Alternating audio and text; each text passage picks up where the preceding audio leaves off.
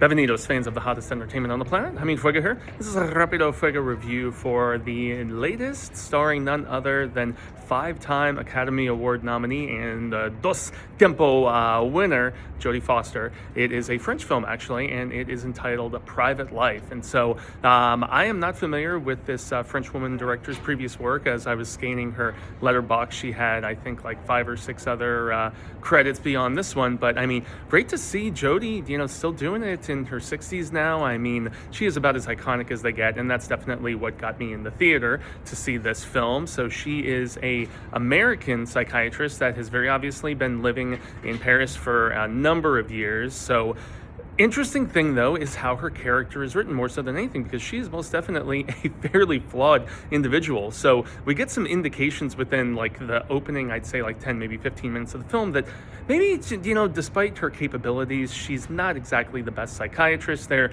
are two kind of like there's a double whammy of things that happen with 2 separate patients right off the bat. And then we kind of peel back the layers a little bit more so and realize that, yeah, she has kind of a strained relationship with her son, although she is ironically enough on better terms with her ex-husband and stuff, who's an optometrist. And so she has something go down with one of her patients, and she begins a investigation, getting all Angela Lansbury with that shizzle, and she believes that despite the family and the authorities thinking one thing happened, that there is a much deeper rooted sort of situation, some issues with her patient's husband, for instance. And so, I mean, Foster is great in this, man. Initially I was thinking the film was a little puddle deep, in all honesty, and going for just, a little bit of drama with some levity and, comedy sprinkled in here and there. But the film really develops as it's progressing. It deals with themes of, everything from hypnosis and,